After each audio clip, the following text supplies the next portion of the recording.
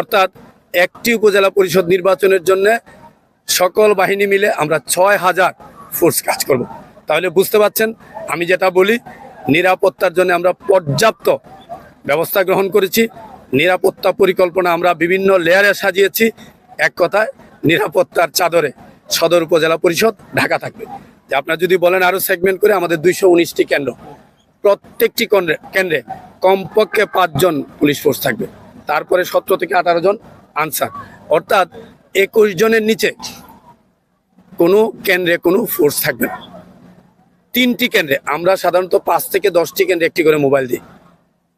প্রতি 3টি কেন্দ্রে একজন সাব ইন্সপেক্টর বা ইন্সপেক্টর নেতৃত্বে 6 জন ফোর্স একটা মোবাইল টিম থাকবে। অতীতে আমরা একটি ইউনিয়নে একটি স্ট্রাইকিং একজন ইন্সপেক্টরের নেতৃত্বে 8 জন ফোর্স দিয়েছি। এখন প্রত্যেকটি ইউনিয়নে 2টি স্ট্রাইকিং 2 জন ইন্সপেক্টর কাজ করবে।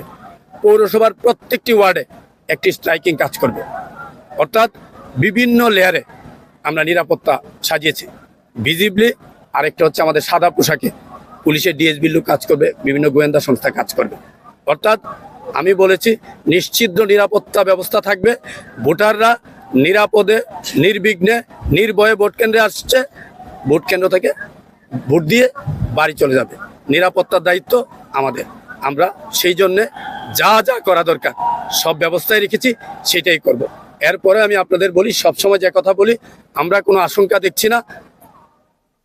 এরপরেও যদি কোনো দুষ্কৃতিকারী, এই যে নির্বাচনের অনুকূল পরিবেশ এখন পর্যন্ত বহাল আছে, মানুষের যে আস্থা এসেছে, ভোটাররা যে দিচ্ছে, গত নির্বাচনে দেখেছেন 48% ভোট কাস্ট হয়েছে। এই ভোটারদেরকে যদি কেউ ভয়ভীতি প্রদর্শন করে, নির্বাচনের অনুকূল পরিবেশ যদি কেউ ভণ্ডুল করার চেষ্টা করে, বা কোনো নেতিবাচক কোনো কাজকর্ম করার পরিকল্পনা করে বা করার অপচেষ্টা করে, তার বিরুদ্ধে কঠিন এবং কঠোর আইনানুগ ব্যবস্থা গ্রহণ করা হবে।